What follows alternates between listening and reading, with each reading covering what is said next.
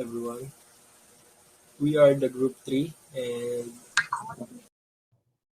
our topic is electric railway instruction. We will discuss about the history, electric locomotive types, electric traction around the world and battery locomotive. First, electric locomotive. An electric locomotive is a locomotive powered by electricity from overhead lines, third rail, or an onboard energy storage device, such as a chemical, battery, or fuel cell. Ito, alam naman na natin to.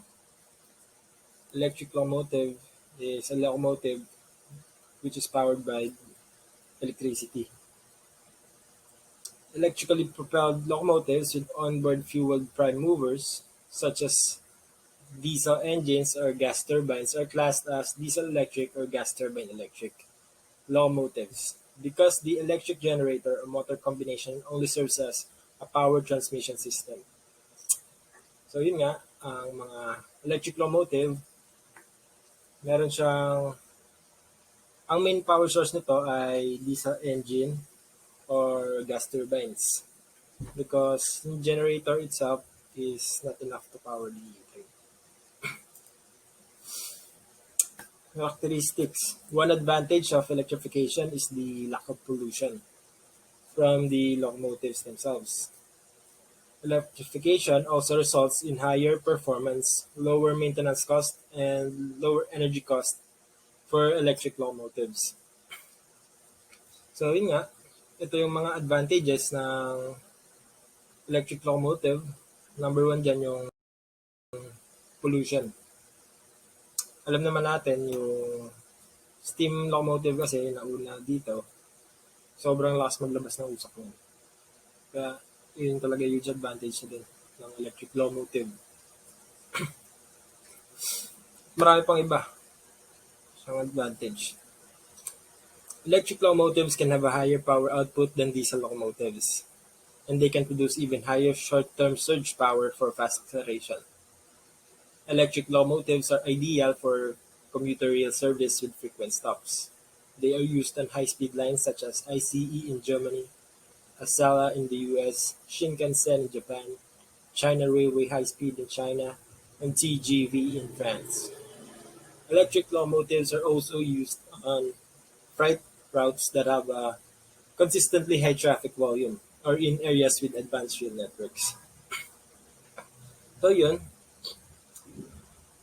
mas better nga yung electric locomotive dahil isa na dito yung dahilan kasi mas nagbibigay siya ng higher short-term surge power para mas mapabilis yung train. Ito rin naman yung kadalasan gamit sa mga high-speed rails across the globe. Electric locomotives benefit from the high efficiency of electric motors, often above 90%. Additional efficiency can be gained from regenerative braking, which allows kinetic energy to be recovered during braking to put some power back on the line. Newer electric locomotives use AC motor inverter drive systems that provide for regenerative braking. So, yun nga, isa pa ring advantage niya is yung regenerative braking. Mas nakakatulong to kasi nagre-regenerate siya ng energy from the wheels. Hindi nasasayang yung mga energy. The chief disadvantage of electrification is the cost for infrastructure. Yun, overhead power lines or electrified third rail, substations, control systems. Yun, yung pinaka-disadvantage nga lang ng electric locomotive is yung high cost for the infrastructure. Dahil marami talaga siyang kailangan para mapatakbo yun sa system. Next, history. The first known electric locomotive was built by a Scotsman, Robert Davidson, of Aberdeen, in 1837. and was powered by galvanic cells. Davidson later built a larger locomotive named Galvani which was exhibited at the Royal Scottish Society of Arts exhibition in 1841. So, yun nga, yung pinakaunang electric locomotive ay ginawa noong 1837 at itong taong to yung gumawa ng si Robert Davidson. Na pinabuti niya pa at gumawa pa siya ng mas malaking locomotive na pinangalan ng Galvani. Come from the galvanic cells which he used to power the first electric locomotive. The first electric passenger train naman was presented by Werner von Siemens at Berlin in 1879. The locomotive was driven by a 2.2 kilowatt motor in the train, consisting of the locomotive and three cars, reached a maximum speed of 13 kilometers per hour. Ito, ginamit na rin sa passenger train, yung electric locomotives. Si Werner von Siemens, yung gumamit nito noong 1879 with a 2.2 kilowatt motor with a highest speed of 13 km per hour. The world's first electric tram line opened in Lichterfelde near Berlin, Germany in 1881. It was built by Werner von Siemens. Ayun, siya din ang gumawa. Electric tram line sa Germany. Napakagaling talaga ng taong to. In Britain, Vaux Electric Railway was opened in 1883 in Brighton. Ayun, yung Vaux, alam natin yan, sikat yan sa line ng automobile. Pero yung pala, sa railway din siya na umpisa. In the US, electric trolleys were pioneered in 1888 on the Richmond Union Passenger Railway, using equipment designed by Frank J. Sprague. Sa US naman, 1888 sila nag-umpisa. They started electrification on their trolleys on Richmond Union Passenger Railway. Next, introduction of alternating current. The first practical AC electric locomotive was designed by Charles Brown, then working for Oerlikon Zuitz. He demonstrated long-distance power transmission using three-phase AC in 1891. So, ito yung mamang to nasa kanan. Siya pala yung unang nag-design ng AC motors na ginamit para sa electric locomotive. Dahil dati nga, halos lahat nga, DC motors ang gamit to run the locomotives. He observed that three-phase motors had a high power-to-weight ratio than DC motors. Ayun, alam natin yung power-to-weight ratio, yun yung kung gaano man kabigat yung locomotive at yung train, kaya niya pa rin mag-run at a high speed. In 1896, Oerlikon installed the first commercial example of the system on the Lugano tramway. So yun nga, si Charles Brown din yung nanguna sa installation ng first commercial example ng electric locomotive with three-phase AC motors. Yun. Next reporter.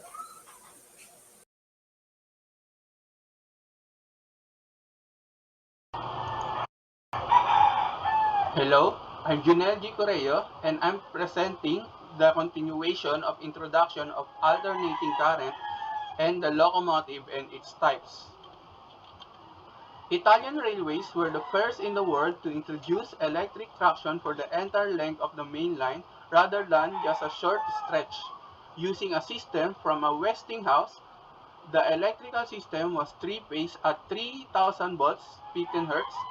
The converter transformed a single-phase current into a three-phase alternating current within the locomotive.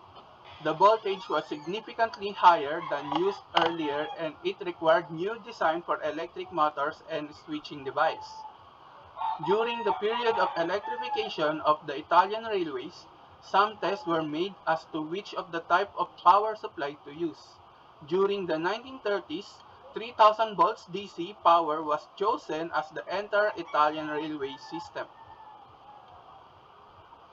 The 1960s saw the electrification of the many European main lines. European electric locomotives technology had improved steadily from the 1920s onwards.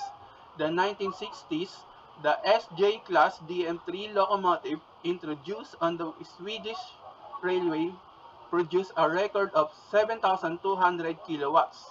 Locomotive capable of commercial passenger service at 200 km per hour appeared in Germany and France at the same period. Further improvement resulted from the introduction of electronic control system. While in the United States, the use of electric locomotives declined in the face of dieselization. Diesel shared some of the electric locomotive advantages of the oversteam and cost, building and maintaining the power of supply of infrastructure, which had always worked to discourage the new installation, brought the elimination of the most mainline electrification outside the Northeast except for a few captive systems. Yeah. Sa United States kasi mas common sa kanila yung diesel electric. So ano ba yung diesel electric? Yung diesel electric is hindi mismo yung diesel yung nagpapatakbo sa motors ng train. Nagbo-burn lang yung diesel para siya makaproduce ng electric, which is kung saan yung electric ang magpapatakbo sa motor at magpapaandar ng train. So, next one is, in the 1980s, development of very high-speed service brought a revival of electrification. The Japanese Shinkansen and the French TGV were the first system to which devoted high-speed lines were built from the scratch. Similar programs were undertaken in Italy, Germany, and Spain. In the United States, the only new mainline service was the extension of electrification over the Northeast Corridor from New Haven, Connecticut to Boston, Massachusetts, through new light rail systems using electrically powered cars continued to be built.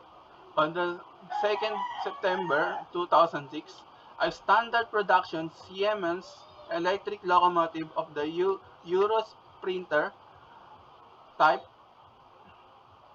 achieved a speed of 357 km per hour, the record for the locomotive hauled train on the new line between Ingolstadt and Nuremberg. So, let's proceed to the locomotive train. So, ano nga ba ang locomotive? Ang locomotive is a piece of railway equipment that pulls the train. It is typically categorized by how it produces power to run the train. So, meron siyang tatlong klase ng locomotive train. Ang una is steam locomotive, pangalawa is diesel locomotive, and pangatlo is ang electric locomotive. So, ano nga bang electric locomotive? Electric locomotives are the locomotives that are completely powered by electricity. Electric locomotives can be and often are faster than other types of locomotives, but are less contained since they rely on the connection to a power grid for energy. In other words, the electric locomotives don't have their fuel source on the board. Yun. Kasi, yun. This often makes them more expensive to build than diesel locomotives.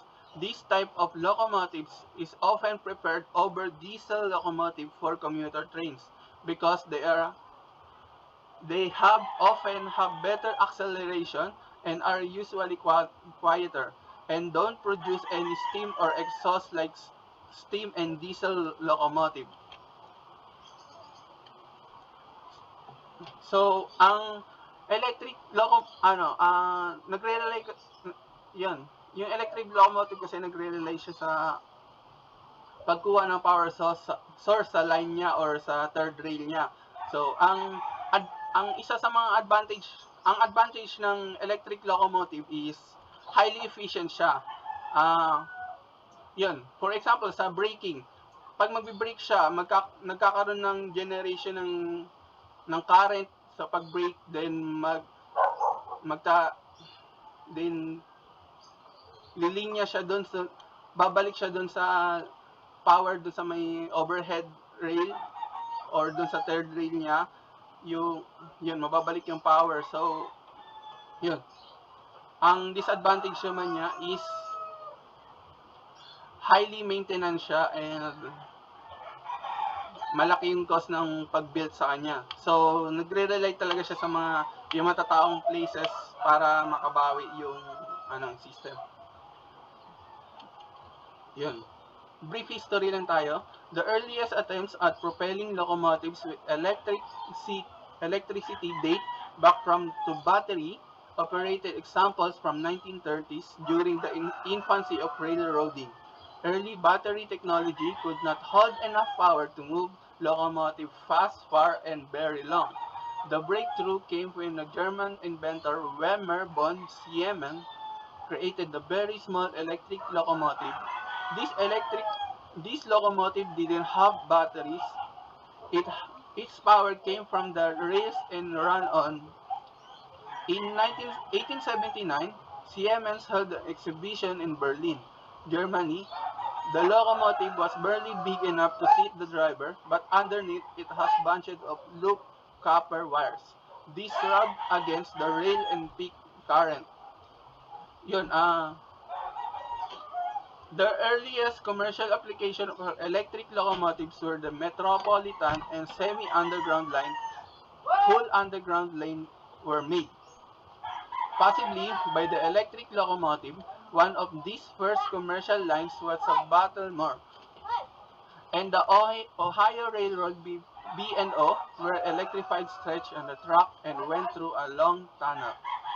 Mainline system came around and turned the century. Europe and the United States were the first into electrification.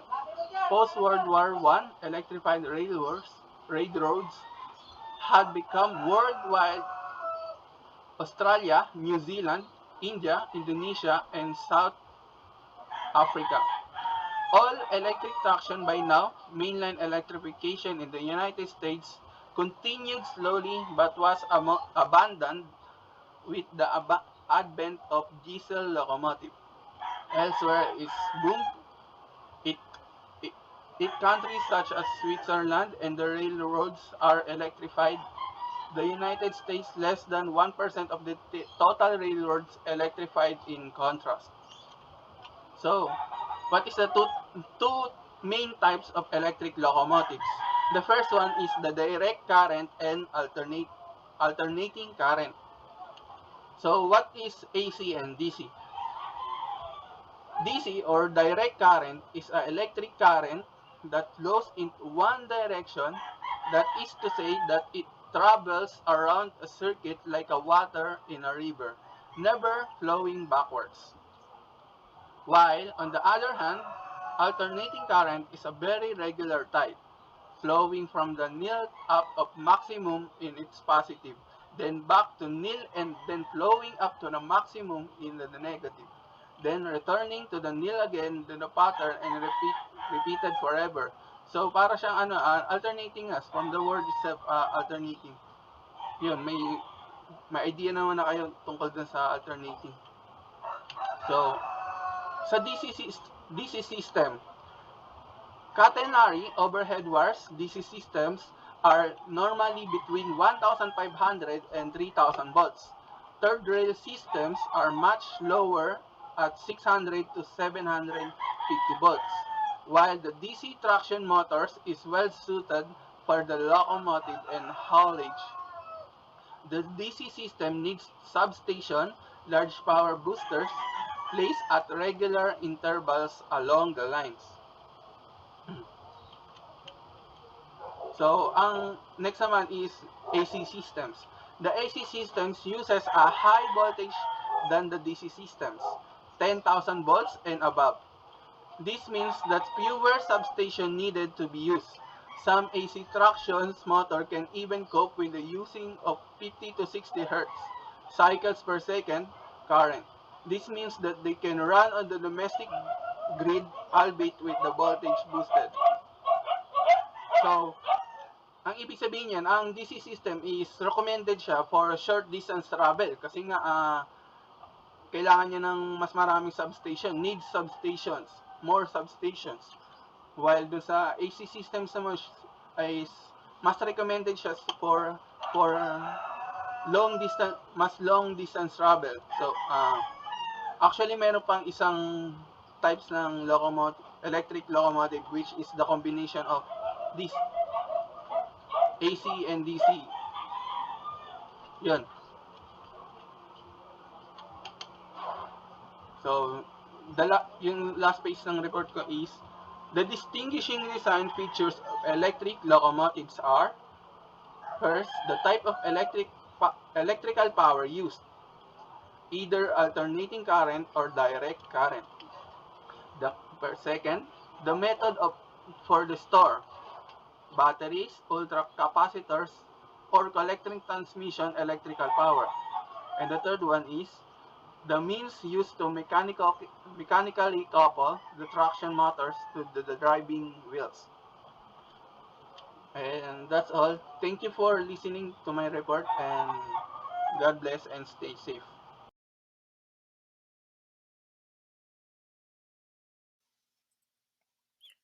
Good afternoon. I'm Celine Ramos and I will be reporting electric locomotive types. The first topic is alternating and direct current. Ang unang system na ginamit sa electric locomotive ay yung direct current dahil hindi pa masyadong naunawaan at develop ang alternating current at hindi pa available ang insulation materials para sa high voltage lines. Direct current locomotives typically run at relatively low voltage ranging from 600 to 3000 volts. Malalaking equipments ang ginamit dahil large amount of current ang kailangan para matransmit ang sufficient power. Habang nade-develop ang alternating current motors, mas ginaga to lalo na sa mga mahabang biyahe gamit ang magagaan at murang wires. Habang transformers naman ang ginagamit para i-transform ang power to a low voltage and high current para sa mga motors. Habang hindi ito gagana sa mga DC locomotives dahil mahirap ang voltage or current transformation dito kumpara sa AC transformers. Yung AC traction daw ay bihira gumamit ng two-phase lines in place of single-phase lines. Yung mga rectifier locomotives ay gumagamit ng AC power transmission at DC naman sa mga motors. Pero nagkakaproblema sa DC commutators sa starting at low velocities. Yung mga ginagamit ngayong electric locomotives ay brushless three-phase AC induction motors. Electric tractions allows the use of regenerative braking in which the motors are used as brakes and become generators that transform the motion of the train into electrical power that is then fed back into the line. Yung system na to ay may advantage pagdating sa mga mountain operations dahil habang pababa ang trend ay nakakapag-produce ito ng power na kailangan para sa mga paakyat na lugar. Most systems have a characteristic voltage and in case of AC power, a system frequency. Many locomotives over the years were equipped to handle multiple voltages and frequencies as system came to overlap or were upgraded. Power transmission. Electrical circuits requires two connections or three connections for three-phase AC. From the very beginning, the trackwork itself was used for one side of the circuit Unlike model railroads, however, the trackwork normally supplies only one side, the other side of the circuit being provided separately. The original Baltimore and Ohio Railroad electrification used a sliding shoe in an overhead channel, a system quickly found to be unsatisfactory. Pinalitan ito ng third rail system, in which a pickup the shoe rode underneath or on top of a smaller rail parallel to the main track, somewhat above ground level. There were multiple pickups on both sides of the locomotive in order to accommodate the brakes in the third rail required by track work. This system is preferred in subways because of the close clearances it affords. However, mas prefer sa mga railway ang overhead lines or catenaries. Meron itong pwedeng tatlong collection methods na pwedeng gamitin.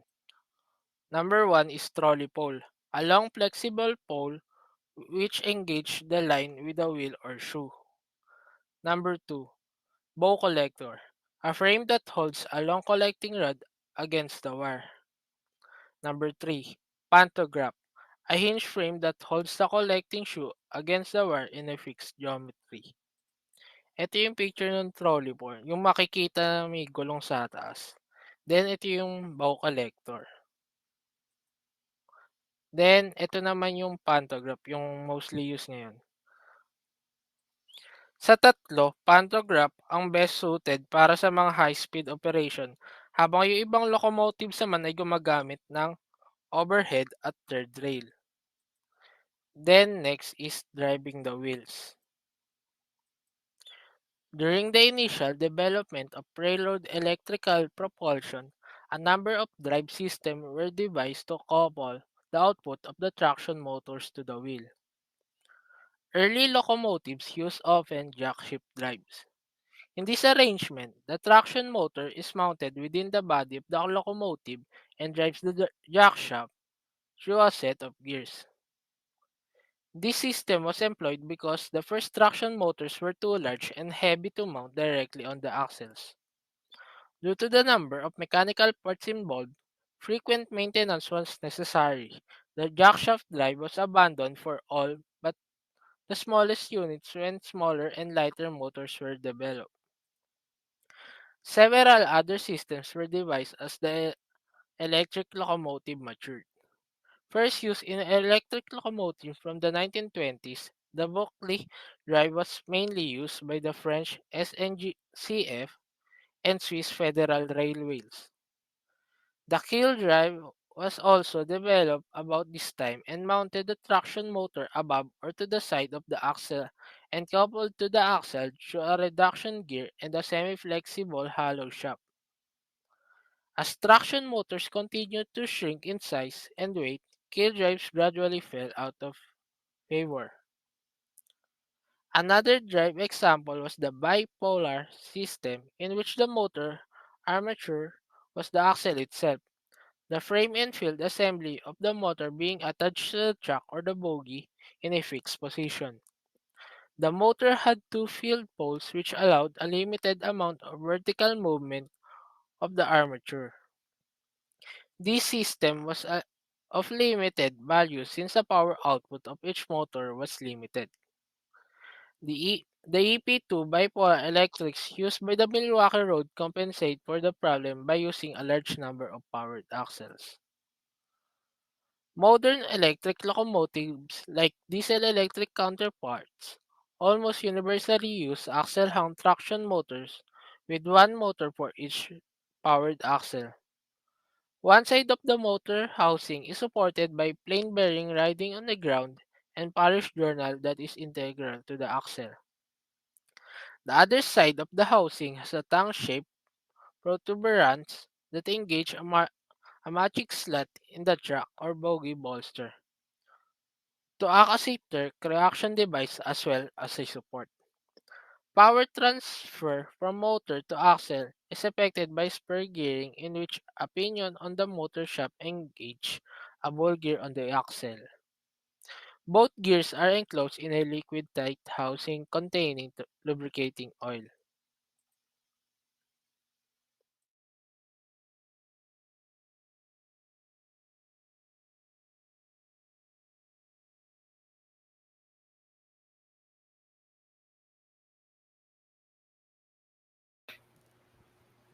Good morning po. I'm Teresa Encapillo for the continuation of the electric locomotive type. Another type of electric locomotive is the wheel arrangement. In rail transport, a wheel arrangement or wheel configuration is a system of classifying the ways in which wheels are distributed under a locomotive. Several notation exist to describe the wheel assemblies of a locomotive by type, position, and connections, with the adopted notations varying by country. In 1990, mechanical engineer Frederick Smith van White devised a relatively simple form of notation to describe wheel arrangements. Yang nasa picture po is the visual guide to white wheel arrangements. As you can see in the picture, isa po yang steam locomotive. At sa steam locomotives, meron siyang three basic types of wheels. Yun ay ang leading wheels, driving wheels, and trailing wheels. Lahat ng locomotives ay may driving wheels pero hindi lahat ay may leading or trailing wheels. Leading wheels are not powered and sit in front of the driving wheels to help support the front of the locomotive's boiler and or guide the locomotive round curves and switches or points. Sa white notation, yung unang number yung nagsisignify nito. Next is driving wheels. Driving wheels are those that actually move the locomotive through either motors or pistons and rods. The number of driving wheels is signified by the middle sets of numbers in white notation. Last is the trailing wheels that sit behind the driving wheels and often simply support the cab and firebox in large locomotives. The number of trailing wheels is denoted by the final number in white notation.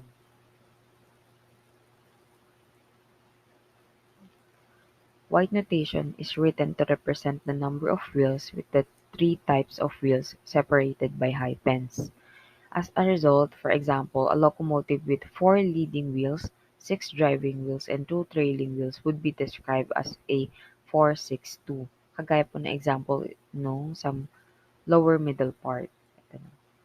Locomotives without either leading or trailing wheels still have to be accounted for, and so in the example above, or yung top middle where the locomotive has just four driving wheels, the designation is 040.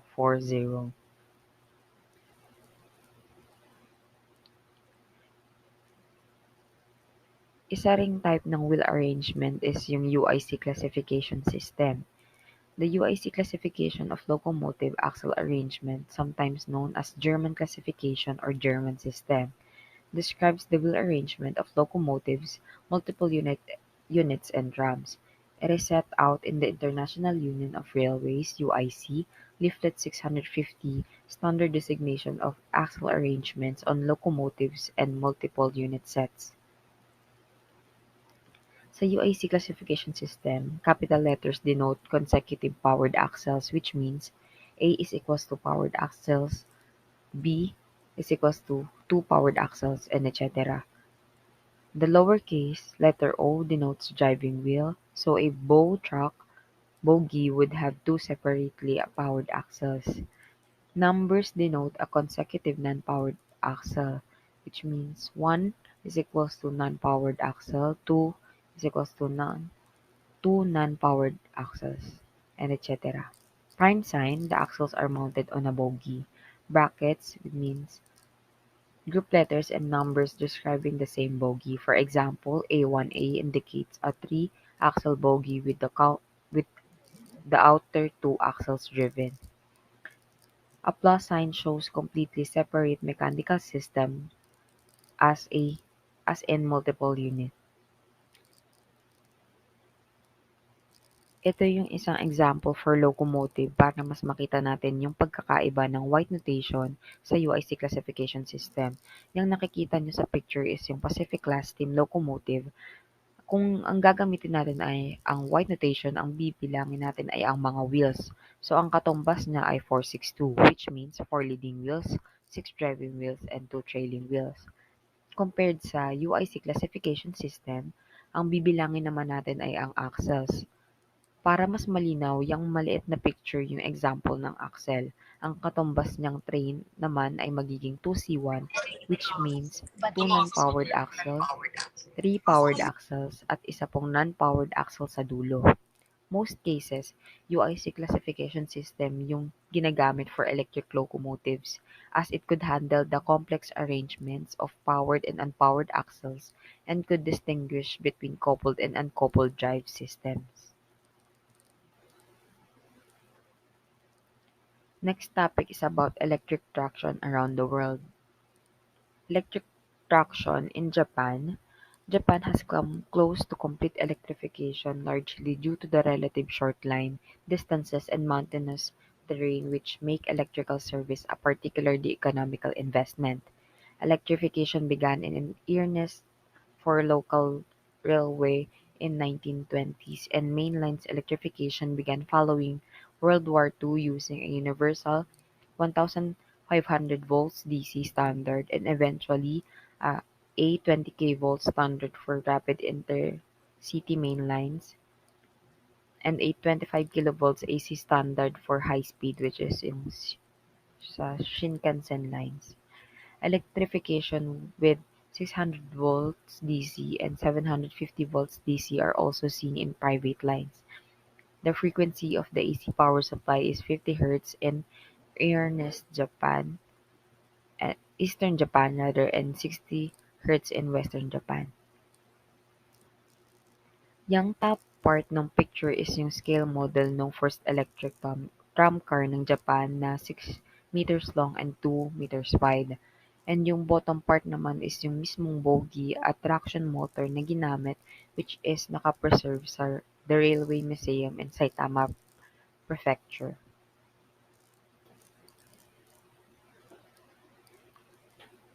Ito yung timeline ng electrification sa Japan. In 1956, the Tokaido Main Line, Japan's busiest line, was completed the electrification. In 1964, Tokaido Shinkansen was complete. In mid-1970s, most main lines had been converted. In 1970s to 1980s, a fast-growing Japanese economy encouraged massive infrastructure spending, and almost every line with any significant traffic was electrified. In 1987, during the time of the breakup, electric service had penetrated to every line with significant traffic. In 1990s and 2000s, rural infrastructure was focused a lot of government stimulus funding, and this included some rail electrification on infrequently used lines, as well as quite a lot of funding for further expanding the Shinkansen network.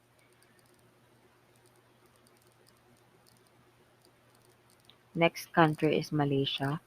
Kereta Tanah Melayu of Malaysia operated 25 kilovolts AC electric multiple unit services starting from their KTM commuter in 1995. In December 2009, a fleet of new ETS are arrived. Kereta Melayu Berhad or KTMB or Malayan Railway Limited is the main rail operator in peninsular Malaysia. The railway system dates back to the British colonial era when it was first built to transport tin. Previously known as the Federated Malay States Railways and the Malayan Railway Administration, Kereta Tanah Melayu acquired its current name in 1962. The organization was incorporated in 1992 but remains wholly owned by the Malaysian government. Ito yung isa sa ETSS-03, Keretapi, ETS-03, Keretapi Tanah Melayu Berhad Hyundai Rotem at Kuala Lumpur, Malaysia.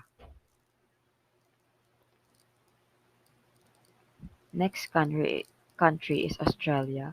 Both Victorian Railways and New South Wales Government Railways, which pioneered electric traction in Australia in the early 20th century and continue to operate 1500 volts DC. The Victorian Railways E-Class was a class of electric locomotive that ran on the Victorian Railways from 1923 until 1982. Flash yung configuration nitong train na 'to. Sa UE sa UIC configuration system, ito ay isang bobo. Ang electric system naman niya is 1.5 kilovolts DC catenary. Next is the New South Wales Government Railways (NSWGR) was the agency of the Government of New South Wales that administered rail transport in New South Wales, Australia between 1855 and 1932. Itong train ito is a Hunter rail car at Broadmeadow Station. Um, It's nagsimula yung operation nito on July 1, 2013, 8 years ago. At ang in terms of technical naman, yung electrification niya is 1,500 volts DC from overhead catenary. Ito yung picture nung standard stock electric suburban set, the first passenger train over the Sydney Harbour Bridge in 1932. Last is yung Queensland Rail conversely implemented electrification relatively recently and utilizes the more recent 25 kilovolts AC technology with around 1,000 kilometer of the QR narrow gauge network now electrified. Ito yung sa picture is yung first electric service in Brisbane in November 1979. Yung right side naman is yung EMU-03 at Sunshine in October 2016. Yun lang, thank you.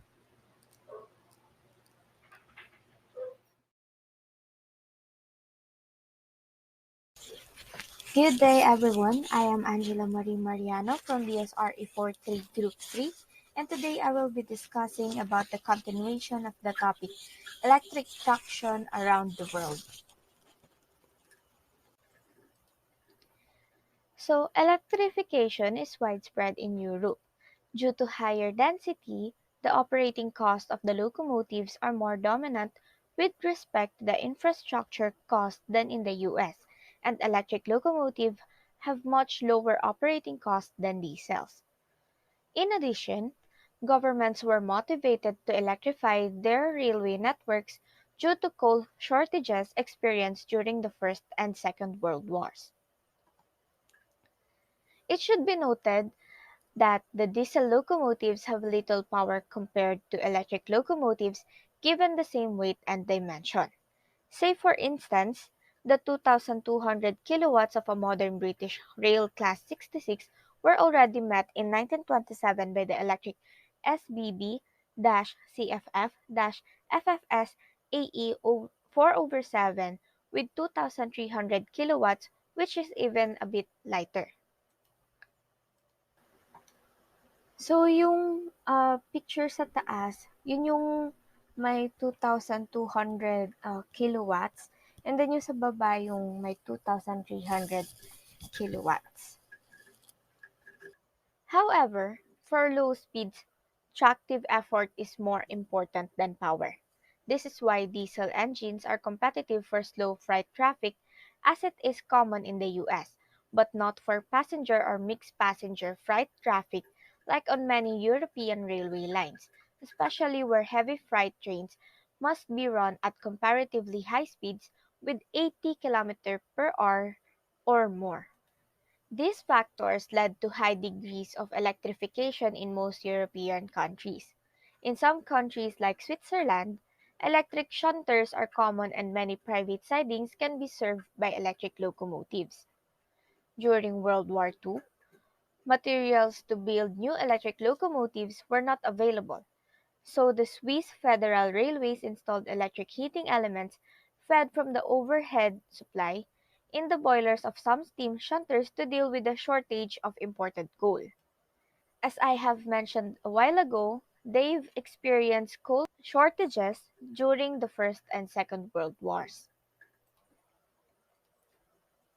The recent political developments in many European countries to enhance public transit have led to another boost for electric traction. High-speed trains like the TGV, ICE, AVE, and Pendolino can only be run economically using electric traction, and the operation of branch lines is usually less in deficit when using electric traction, due to cheaper and faster rolling stock, and more passengers due to more frequent service and more comfort. So, sa upper left side, yun yung TGV. And then, sa katabi nito is the AVE. And then, yung sa lower ng TGV, which is yung lower left side, yun yung ICE or ICE. And then, sa katabi naman nito, which is the lower right side, is the Pendolino. In addition, gaps of an electrified track are closed to avoid replacing electric locomotives by diesels for these sections. Necessary modernization and electrification of these lines is possible due to financing of the railway infrastructure by the state. In India, both AC and DC type of electrified train system operate today. Note that a 1500 volts DC based train system is only operating in the Mumbai area. It is being converted to the 25 kilovolts AC system. The rest of the India, where routes are electrified fully, operate under the 25 kilovolts AC overhead wire. As of 2006, Indian Railways haul 80% of freight and 85% of passenger traffic with electric locomotives. So, itong picture, yung train ng India, this is the 1500 volts DC-based train system na nag-ooperate sa Mumbai area. So in Russia and other countries of the former USSR have a mix of 3300 volts DC and 25 kilovolts AC electric railroads due to historical reasons.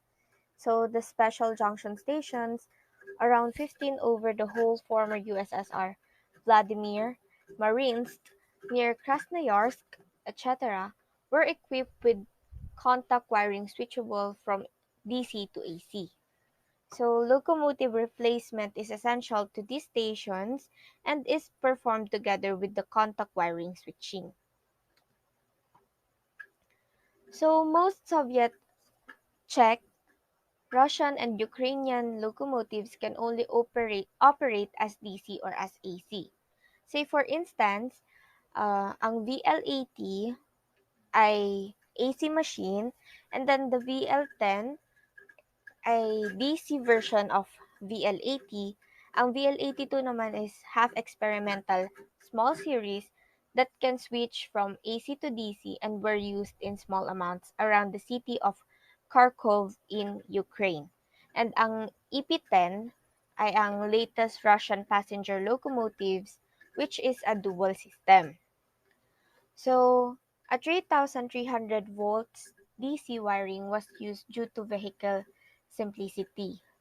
So, first experimental track was in Georgian mountains, then the suburban zones of the largest cities were electrified for motor car, locomotive-less trains to be used, very advantageous due to much better dynamic of such a train compared to the steam one, which is important for the suburban service with frequent stops. Then the large mountain line between Ufa and Chelyabinsk was electrified. So, the electric railways were only considered to be suitable for suburban mountain lines. In around 1950, decision was made to electrify the highly loaded thin prairie line of Omsk-Novosibirsk. And after this, electrifying the major railroad with 3000 volts DC became a mainstream. So in 1960, a 25 kilovolts AC contact wiring started in the USSR when the industry managed to build the rectifier-based AC wire DC motor locomotive. All Soviet and Czech AC locomotives were such, only the post-Soviet ones switched to electronically controlled induction motors. So the first major line with AC power was Mariinsk, Krasnoyarsk, Taishet, Zima. The lines in European Russia like Moscow, Rostov, on Don followed. In 1990, Some DC lines were rebuilt as AC ones to allow the usage of the huge 10 megawatts thermal AC locomotives of BL-85. DC locomotives freed by this rebuild were transferred to St. Petersburg region. So, for Trans-Siberian Railway, which is the picture sa left side sa lower part, has been partly electrified since 1929 and entirely electric hauled since 2002. So the system is 25 kilovolts AC, 50 Hz after the junction station of Marines near Krasnoyarsk, 3000 volts DC before it, and train weights are up to 6,000 tons.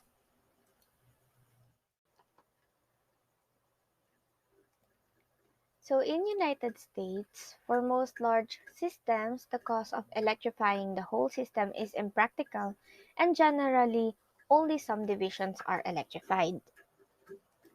In the United States, only certain dense urban areas and some mountainous areas were electrified, and the latter have all been discontinued. Junction between electrified and non-electrified territory is the locale of engine changes.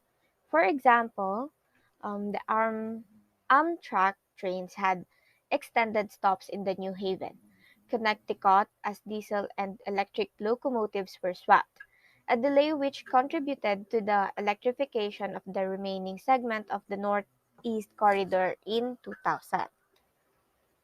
In North America, the flexibility of diesel locomotives and the relative low cost of their infrastructure has led them to prevail except where legal or other operational constraints dictate the use of electricity.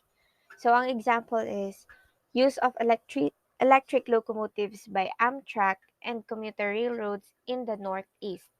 For example, yung New Jersey Transit New York corridor uses ALP 46 electric locomotives. So in Canada, no railways in Canada use electric locomotives on their lines as of January 2011. So Agence Metropolitaine de Transport or AMT has ordered the ALP 45DP dual mode electro diesel locomotives for use on the Repentigny-Mascouche line, and the locomotives will run as electric while in the Montreal Tunnel only and diesel elsewhere. So the GO Transit has completed a study on electrifying some of their commuter rail lines, but so far no target date or purchases have been initiated. So now, punta naman tayo sa battery locomotive. So, sa battery locomotive or battery electric locomotive is a type of electric locomotive powered by onboard batteries, a kind of battery electric vehicle.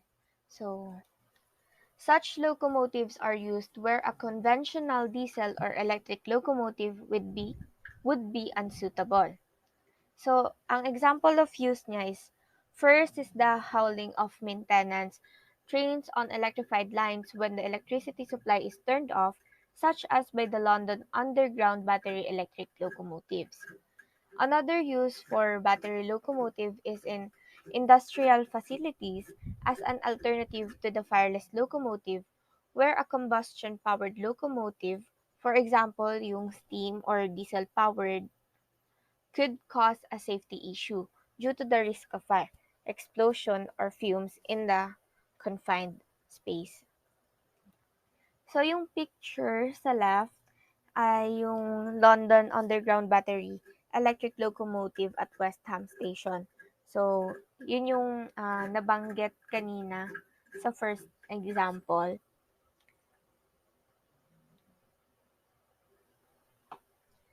So, Kennecott Copper, in 1928, Kennecott Copper ordered four 700 series electric locomotives with onboard batteries.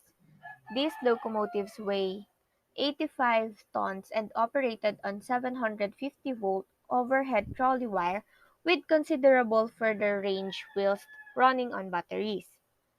Locomotives provided several decades of service using nickel-iron battery technology, and the batteries were replaced with lead-acid batteries, and the locomotives were retired shortly afterward. So all four locomotives were donated to museums, but one was scrapped, and the other can be seen at the Boone and Scenic Valley Railroad, Iowa, and at the Western Railway Museum in Rio Vista, California. So that's all for today, and thank you.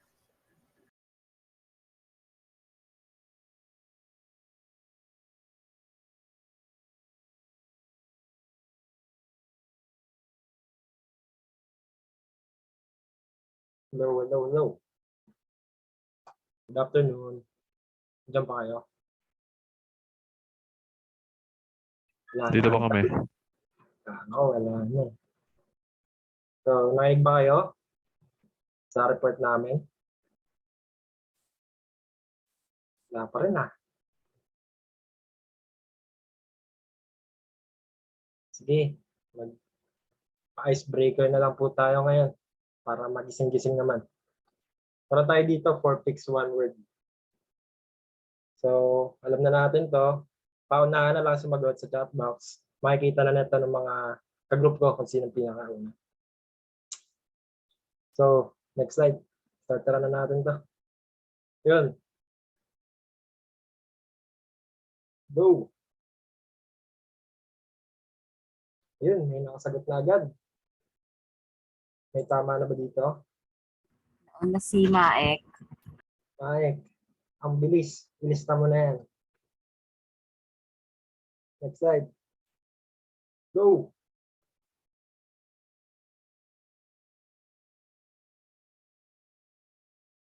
Double check natin yan mamaya kung sino talaga na. Show the answer, please. Maek ulit. Maik ulit. Dahil ata tayo na ito ah. Di ba ako? Kasi time ko. Ay, si Roda pala kasi typo. Roda. Tayo po. Sorry. Okay, next. Next question. Yun. Yun, meron na agad nakasagot. Si Jello. Hello. Next yan. Go.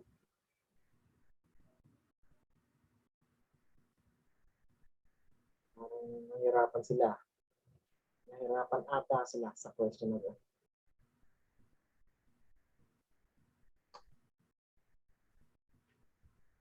Si Kami. Yun. Meron. Lista nyo lang yung ano, sino mga tumatama. Next slide tayo.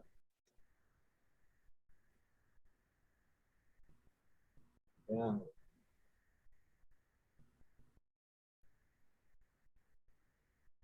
Maek ulit. 2 points na kay Maek. 2 points na. Next.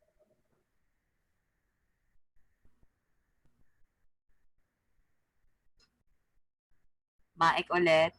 Maik ulit. Ang bilis ah. May cheat code yata ah. Next yan. Uy, uy, uy, uy. Nagka-typo.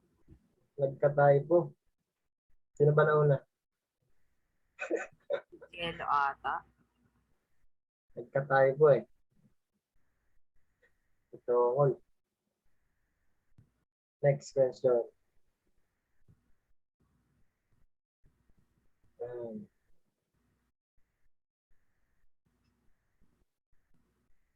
Meron na agad. Huwag mo na sabihin kung sino.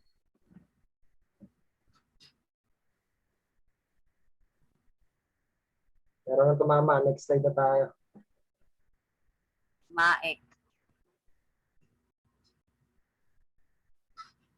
Ito. Bibilis ah. May tumama na nun ah.